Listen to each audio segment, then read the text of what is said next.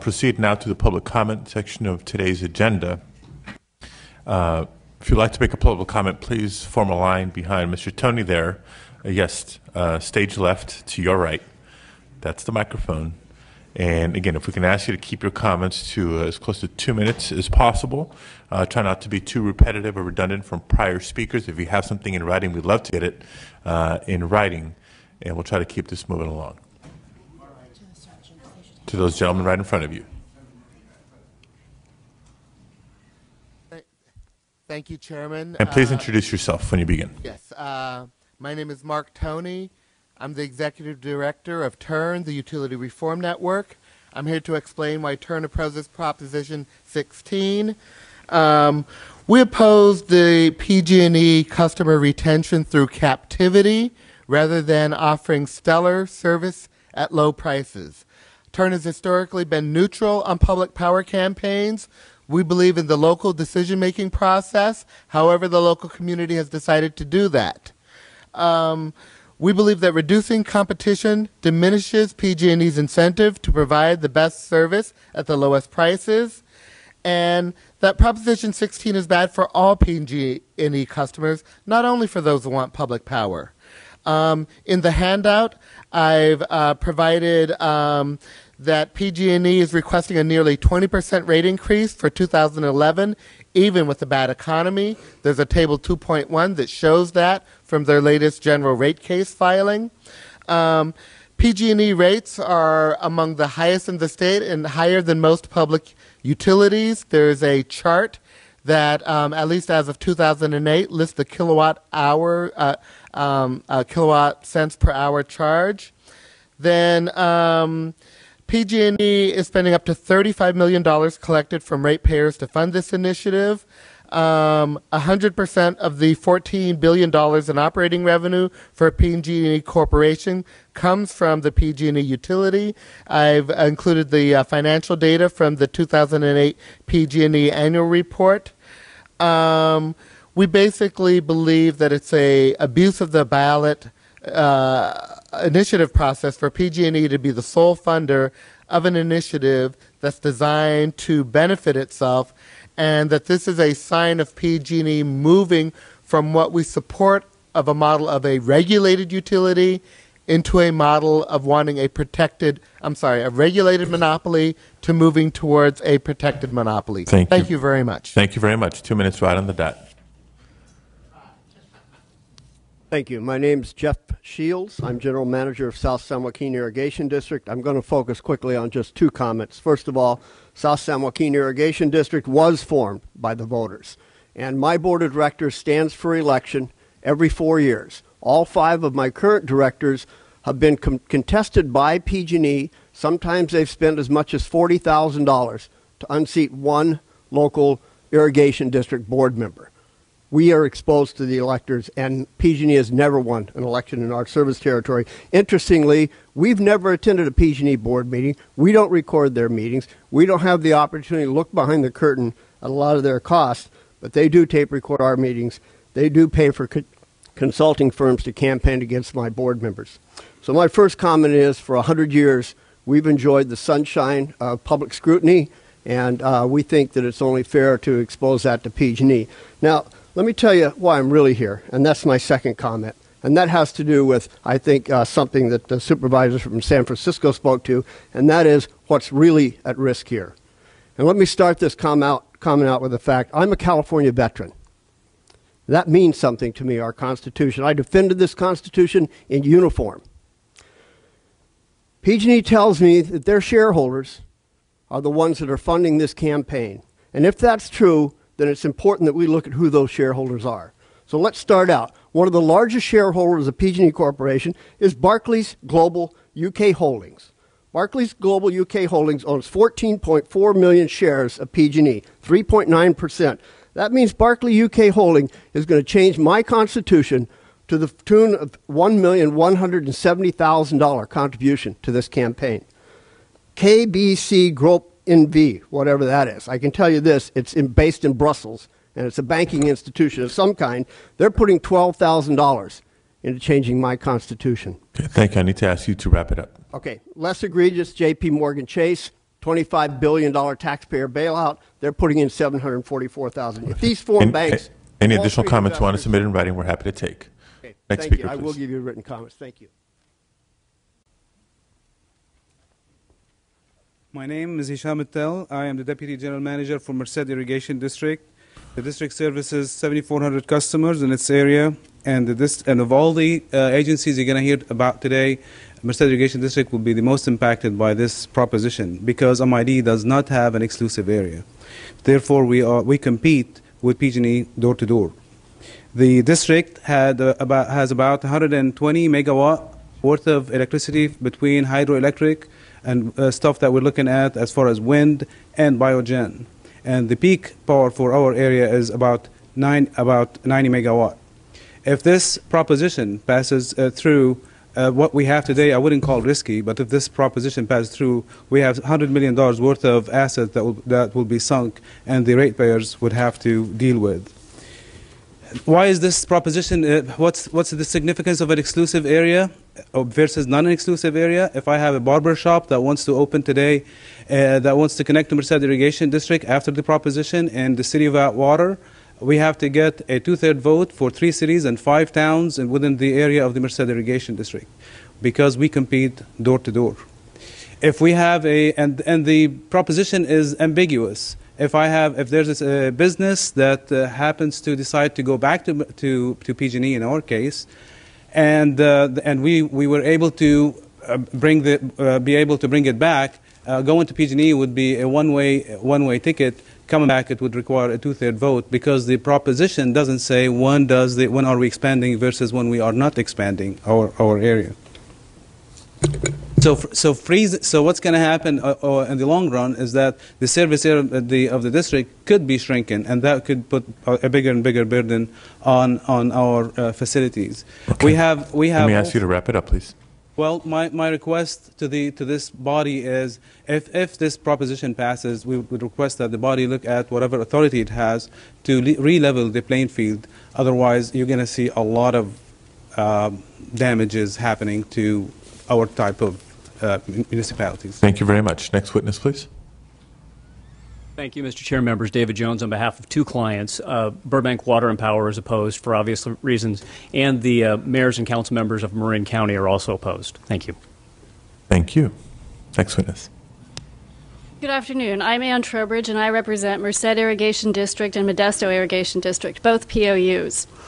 Public power has been a lawful, beneficial energy choice for decades. Like others today, the districts view Prop 16 as one company taking advantage of our political process to fund a measure, clothe it as a benevolent taxpayer protection device solely to consolidate its monopoly stronghold and eliminate competition and customer choice. Merced's entire electric service area and a portion of Modesto's service area overlaps with PG&E's service territory. This means the districts compete head-to-head with PG&E in these overlapping areas. Under Prop 16, each would need 2/3 voter approval before hooking up a single new customer. Prop 16 violates the clear intent of AB 2638, which was adopted in 2000 to memorialize an agreement between Merced, Modesto, and PG&E to conclusively resolve a history of competitive issues. We're also concerned that Prop 16 fails to disclose the multiple opportunities consumers already have by law to vote on or otherwise influence POU service proposals, falsely implying that consumers currently don't have a say. We emphasize that the governing bodies of POUs are elected by and locally accountable to their consumers, unlike PG&E's board of directors. We're concerned about vote dilution. If 1/3 plus 1 of the consumers votes no in a Prop 16 election, the proposed public power service will not happen, even if a majority of the voters favor the service. And we want a fair fight. PG&E has said its shareholders are willing to spend up to $35 million on Prop 16, even with a hit to profits. POUs are prohibited by law from spending public funds on campaign activity. POUs are severely constrained in terms of how they can address this initiative. We ask for your help to keep the spotlight on the likely adverse effects of Prop 16 so that California consumers get all the facts as they decide how to vote on this measure. Thank you very much. Good afternoon. Kiara Ross on behalf of the League of California Cities, and we just wanted to note for the record that 2 weeks ago our Board of Directors nearly unanimously voted to oppose Proposition 16 for a number of the reasons that you heard from both Redding and San Francisco earlier today. We're very concerned about its ability to restrict our local control. Thank you. Thank you. Barbara George. I'm with Women's Energy Matters. We are one of the leading advocates for CCA in Marin County, and we are also ratepayer advocates at the California Public Utilities Commission. We specialize in the energy efficiency proceedings. We have extensively documented PG&E's use of energy efficiency funds to undermine our CCA in Marin County. I have a video that we produced that shows PG&E's chief counsel offering special deals to Novato for energy efficiency and solar programs if they will reject community choice. We know that this has taken place in other public power campaigns as well as the CCA work in San Francisco. And I just want to point out that the PG&E has violated campaign disclosure laws by using energy efficiency funds in this way. That's an additional problem. I have written up these issues for the CPUC. We have filed an application for rehearing of the recent decision, which gives PG&E $1.3 billion of energy efficiency funds that they may use at their discretion anywhere in their territory without having to disclose where they use it. We ask you, the legislature, to pressure the CPUC and take action yourself if necessary to suspend PG&E's use of energy efficiency funds, its control over this political slush fund, while this is taking place. Thank you so much. I have a package which gives you the application for rehearing, the description of the use of energy efficiency funds in Marin County. We also have the links to the video and our Okay. and the letters that PG&E has written to Novato and to the county of Marin. We I'll have ask the you to sergeants action. take that and share it with the committee The members. city of San Francisco and Marin County have also filed formal comments at the CPUC asking for them to take action to prohibit this kind of marketing. Okay, ma'am, I And- need to ask you to finish up there. Thank you. Good afternoon. I'm Susan Patterson, member of the SMUD Board of Directors from 1999 to 2008. And I wanted to talk a little bit about the stunning arrogance of PG&E's most recent attempt to deny California ratepayers their constitutional right to choose their power providers. In 2002, the elected officials of Yolo County, all but one, came to SMUD. SMUD didn't try to take over Yolo County. The elected officials came to SMUD asking to be part of the SMUD service territory where the rates are 25% lower, the reliability is way better, and the customer service is way better. After 3 years of studies and public hearings, the SMUD board voted to move forward with the annexation. When 2 independent feasibility studies determined that the annexation would benefit both SMUD and YOLO customers, PG&E collected signatures to put an advisory vote on the ballot, asking current SMUD customers to weigh in on whether they wanted to vote on the matter. And at that point, a campaign of terror ensued, funded entirely by PG&E. Too costly, too risky was the theme of the campaign, and I show you PG&E's playbook, New Public Power Takeovers, Strategic Resources for Defeating Municipalization. Senior VP Nancy McFadden came to a board meeting and asked SMUD to fund a joint study with PG&E and delay the annexation until the new results were available. I asked Ms. McFadden if PG&E would change its position if the results turned out the same as the other 2 independent studies. McFadden stood in our boardroom and said, PG&E will do whatever it takes to keep the government from taking our property. So in addition to arrogance, they were disingenuous. PG&E spent $12 million to defeat the annexation in Yolo, and that didn't include the giveaways to schools, businesses, and chambers of commerce in Yolo County. Their campaign was successful in 2006, sadly, and Yolo continues to pay 25% more for their electricity than their neighbors across the river. When the Yolo residents asked to get better service, better rates, and greater reliability, the answer was not a chance. You'll continue to get the same inferior service you've had for decades. PG&E is tired of fighting little skirmishes and has decided to drop an atom bomb on the state's ratepayers to end their freedom of choice once and for all. Thank you. Thank you. My name is Mark Loy. I work at the Division of Ratepayer Advocates at the Public Utilities Commission, but I'm here on my own dime. I in no way represent DRA or the Public Utilities Commission in my remarks here. PG&E's Proposition 16 is commercial fraud and anti-competitive behavior masquerading as private free speech. PG&E's election campaign for a two-thirds vote is a restraint of trade operating under the guise of a campaign to protect taxpayers from government. It constitutes commercial speech, not free speech, because it meets three criteria.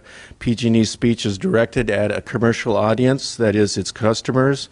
The speech, PG&E's speech contains commercial economic statements regarding commercial economic facts, that is, the costs and risks of municipalities and other entities purchasing PG&E's property and operating utilities. PG&E's corporate speech is likely to influence customers' decision-making for its commercial product, that is, who will provide electric service.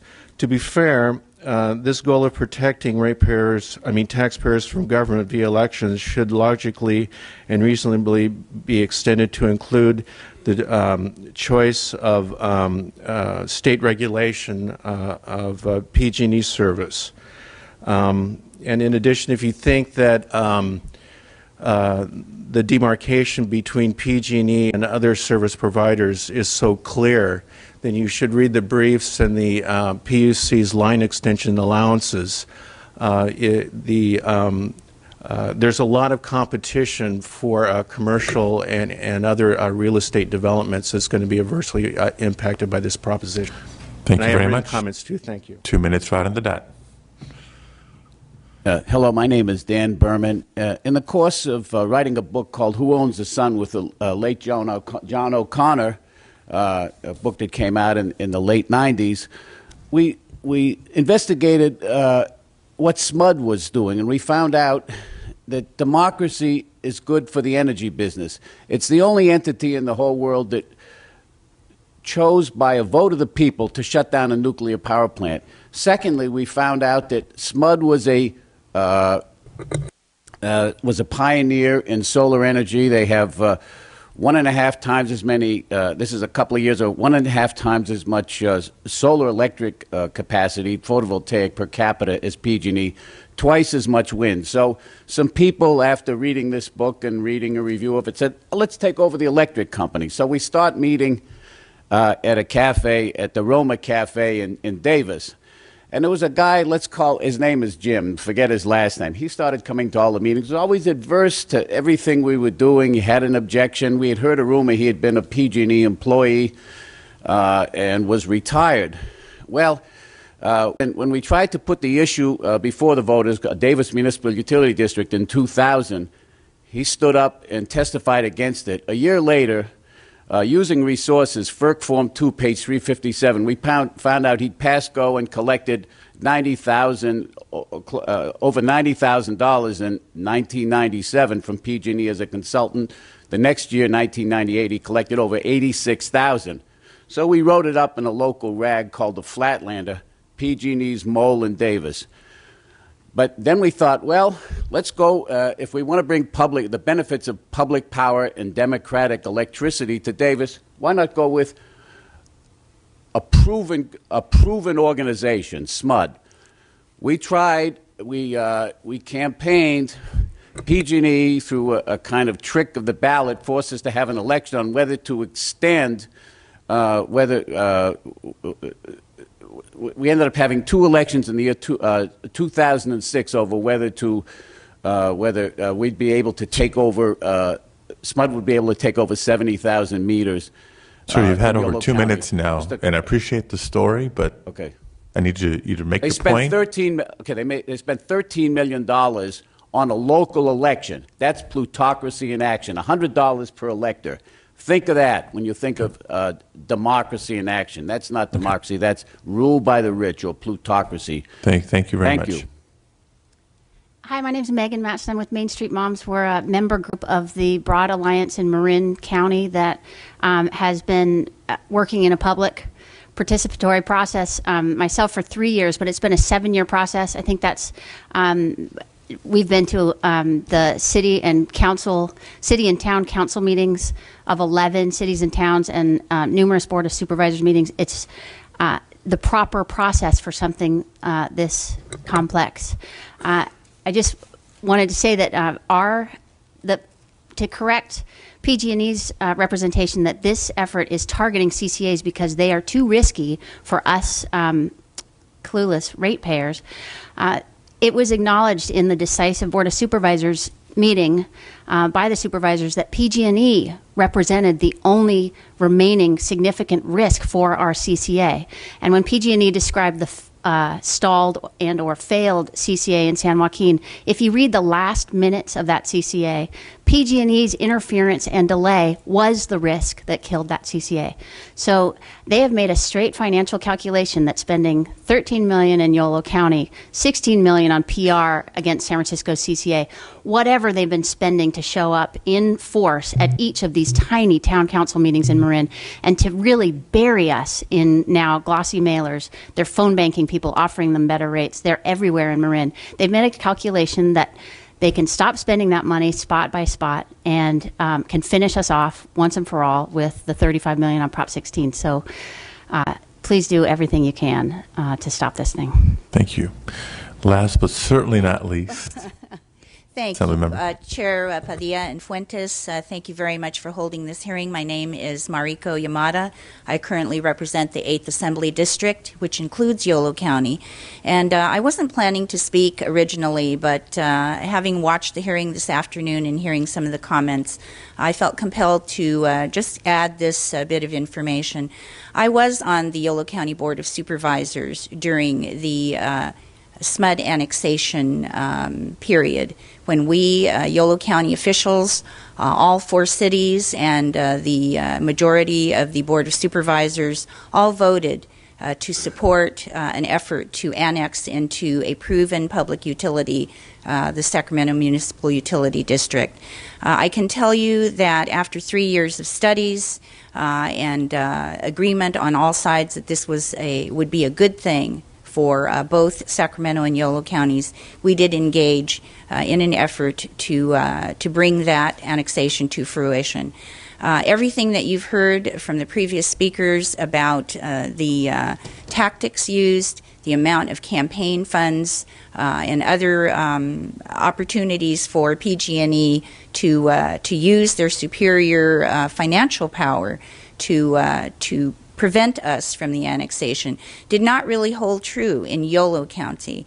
We came within, I would say, 10 votes. There were 2 measures at that time in 2006. We came within 10 votes on one of the measures, and we did win in Yolo County on the first measure. So had it not been for some other changes in direction in Sacramento County, we might be in SMUD today. I ardently believe that.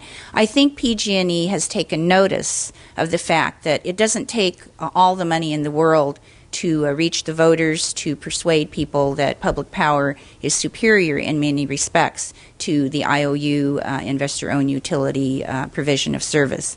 And Susan Patterson, the former SMUD director, said it very well, as did just the immediate previous speaker to me, that instead of having to deal with us, the people, on a case-by-case basis, to now propose a constitutional amendment to raise the threshold to a 2/3 vote to engage, have communities engage in making decisions on public power, I think is discouraging, at worst, but disingenuous at best. And I very much applaud the fact that you're holding this hearing today. I also served as the Yolo County co-chair for the SMUD annexation campaign, and I will be actively on non-state time working to defeat Prop 16 with all the power that we have behind us. And I thank you very much. Okay, thank you very much. There's no further speakers. I want to thank you all for attending today, for your patience. It's been almost 2.5 hours. I hope you found this beneficial and informative. Thank you very much. This meeting is adjourned.